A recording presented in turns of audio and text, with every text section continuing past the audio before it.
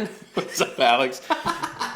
We're finally back to game night. Yeah, let's do it. Oh my gosh. I mean, I've had fun with the last few episodes. We had fun at Contagion Con, talking about it, the planning, the aftermath, the Dice Tower retreat, but now we're back better than ever. Yeah. Ready for game nights. Yeah, summer was crazy. We were all over the place this summer. I know. It's gonna be good to back. get back in the game rotation. Yeah. All right. So, what did you bring to play tonight? Oh, I got a game that we've played a couple times. It's called Forest Shuffle, taking the world by storm. Can't wait. Yeah, so this little game, I'm sure you guys have seen it or heard about it, Forest Shuffle. It's a little card game, I guess. There's a board that goes in the middle where you're going to be discarding some cards, and then each person's going to get a ton of these things. They're going to get a handful of them, and they're pretty cool looking. The unique thing about this game is you're looking for trees. I mean, it's Forest Shuffle. There's, I think, 8 different types of trees. Can you see that? Poplars and oaks and pines and all of it. And these trees are going to have either abilities when you play them, or they're going to have scoring options when you get there. Oh man, why don't you zoom in on these Douglas too? Fir. These are what the other cards are going to look like. We're going to have animals. We're going to have critters. We're going to have toads and mushrooms and all kinds of crazy stuff. What? And what's going to happen is when you play these cards, you're going to decide: do I want to play this for the top card for the bird, or do I want to play it for the bottom card for this toad? And then you're going to put it under the tree where you want it. So every card can have 4 things around it: a top, bottom, a left, to right. Absolutely.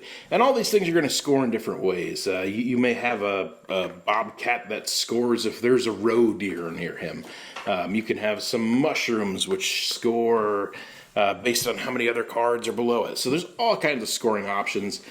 The end of the game's triggered similar to Ethnos, where you've got these cards that are going to trigger the end game. They're winter cards. Like dragons. Exactly. You're going to pull these things out. When you pull the third one out, the game's over. Yeah. So pretty simple game, but there's a lot going on to it. It can get super, super crunchy. And this is also one of those that you don't really know how you're doing until end of the game scoring happens. Absolutely. Because so much of it is just in your tableau that other people aren't necessarily paying attention to. Yeah. And you're like, oh, I'm crushing it on my end because I'm going to get like 40 points. And then the next person's like, I got 72. And you're like, what? How'd you get 72? I worked so hard for my 40. I know. Alex is reminiscent about the scores. Our last scores were 190 and 196, but you get what he's saying. Yeah. I will let you just imagine who got 196. Yeah. It's definitely an engine building game. You're trying to put stuff together to maximize what you've got out, trigger the most points you can. Yeah. It plays pretty quickly. Less than an hour? 60 minutes it says. We play it in less than an hour when we play. But with 2 players too, you get a lot of cards out. When you're playing with more than 2, you're obviously able to play less. You're getting less turns for yourself. It's tighter, yeah. Definitely. So there are some repeat cards in here. I think an expansion will be really good, and I think one just came out. But yeah. This is Forest Shuffle. This game's getting a ton of buzz. I think it deserves it for the most part. It's a cool engine building game. I liken it almost to like an Earth or a terraforming Mars, but a smaller feel. So if you're looking for that feel and something that plays quicker, this is probably a game for you. Yeah, and I am a convert when it comes to things like terraforming Mars and Earth. Not the first thing I take off my shelf, but I've played them enough that now I'm quite a fan of both of those. Oh, I love them both. I know Earth is out with an expansion too. Forest Shuffle for me was a lot of fun. I played it. I felt like at times it was definitely one-dimensional for me. I did love the fact that you could put cards above, below, to the sides. It felt like I could go with the strategy of having one of every tree and then just trying to get these same cards. So it felt like there was a lot of luck of what was out, because there's also like how you clear the area, the play field. So, you know, there would Once you be hit a 10 couple cards. cards that I was eyeing, and I was like, oh, just please don't clear it. And then Dan's like, and I clear everything. Yeah. And I'm like, oh, you Can't let him have that. drat. So, some of it was, I think, a lot of luck of the cards that came out. Not to pull anything away from what you're doing, but you know, for me, games that are highly luck based kind of take away a little bit from my strategy focuses. So, but I did still enjoy it. I just don't know that I will pick it up and bring it knowingly to game night all the time. Yeah, and I'm in the same boat really when it comes to this. There were times where I felt like, so if you've played Arc Nova before, you've got this strategy that you're going for, and you're like, man, I just need like one predator to come out or something, and it feels like you're just kind of digging for it. But in Arc Nova, there's such a different variety of cards that all of a sudden I'm digging for this bear or something, and I get another card in my hand, and I'm like, oh, wow, no, this is so much better. And I pivot, and I start going to that. Like, I feel like there's always options in Arc Nova. In Forest Shuffle, there's a lot of repetitive stuff, and to me, I felt like I was digging, and I wasn't able to really pivot. It's, no, I need this particular thing. Yeah, okay, I can throw this out. I'll get a couple points there. But this is what I'm after. And I need this to make this whole thing work. And also, just one more thing about that is like, there are some games that you play it enough that you've gamed the game. You just, you understand it. And so you know this is just worth more points than this. Yes. And this is worth more points than this. And I can easily start figuring that out with this game. And I could say, I am going to do this and this and this for the rest of the game. Yep. If I knew that and I played it a second time, I'm going to target that. And if you play with somebody for the first time, they're unknowing, and you'll whoop them. Yes, but at that point, is it even fun? If you're like, no, I just know it, and I know this, I can slaughter this green person. And, right. Yeah, so I like it. I would play it with somebody. I would teach it to somebody. I don't know if I need to keep this one in the collection. But yeah, Forest Shuffle. But can we elevate the game, Dan? We can. Yes. So I brought a pairing for this game Did tonight. you now? I did. Thank you very much. Let me find it. Tell me more. Not your favorite, but my favorite. All Day IPA by Founders. A wonderful Michigander beer. Flavorful and easy drinking. Oh my gosh. Oh no. I shook one of them up. I guess it was mine. A couple episodes ago, do you remember me saying how he spills stuff on my games? Luckily, this one's over here. I'm going to move it a little this way because he probably should have been open. I should have known. Maybe you might want to be careful on that. Wow, I got too excited. Yeah, you did. So anyways, Founders, awesome brewery. They make this all-day IPA, which is like hazy, wonderful. But it's like 4%, so you can just, it's immediately crushable. So it kind of reminds me of Forest Shuffle in the sense of like all day IPA, they got a little like you're in the woods here, camping and stuff.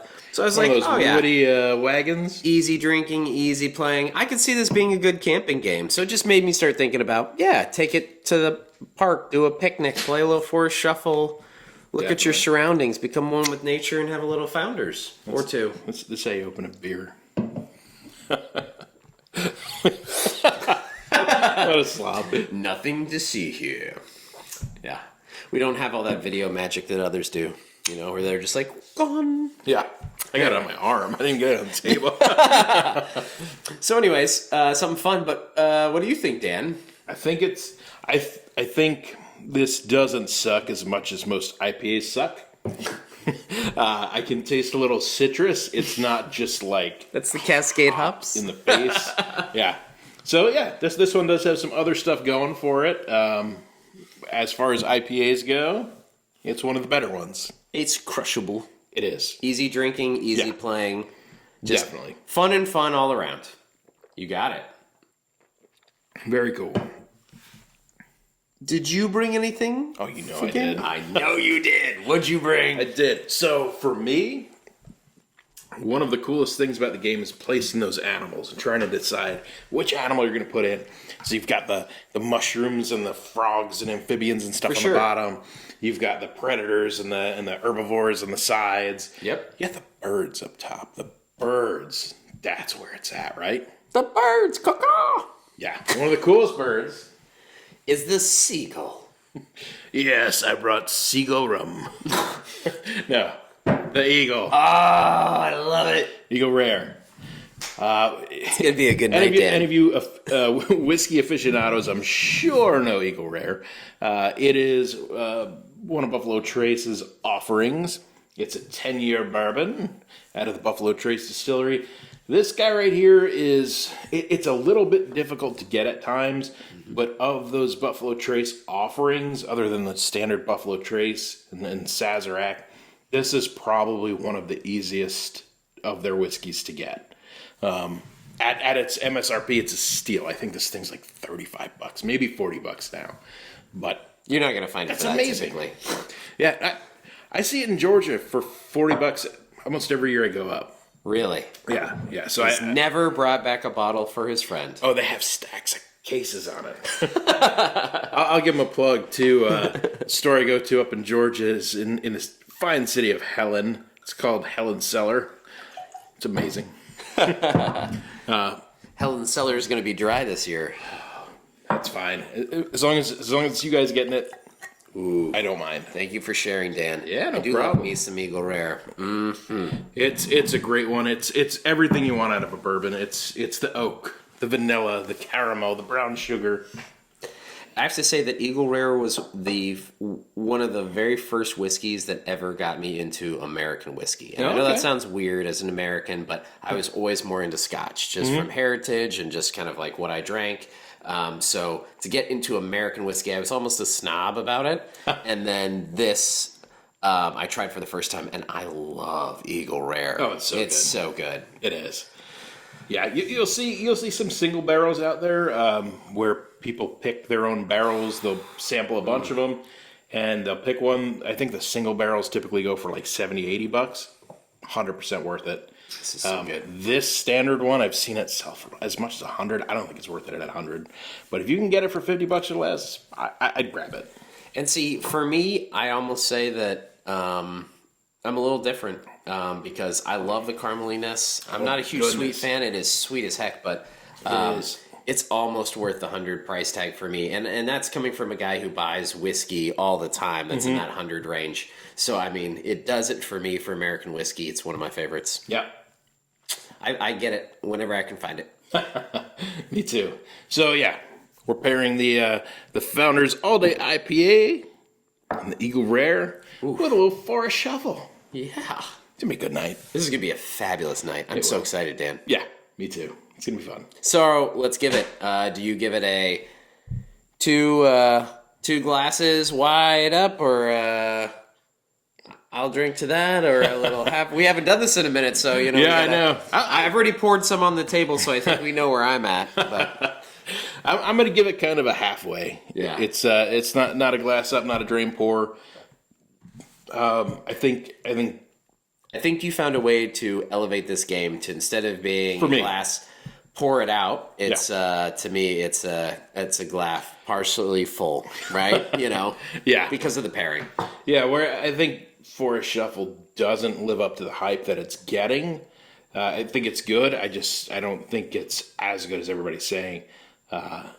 If you do your drink pairing right, do your game night right, you can definitely elevate it a little bit. It's going to be a fun game night, and Yeah. I'm excited, for the game to be produced and for us to get to play it. Yeah. All right, Dan, what do we say? We're going to game hard, and we are going to drink responsibly. Cheers, everyone. Not drink like this.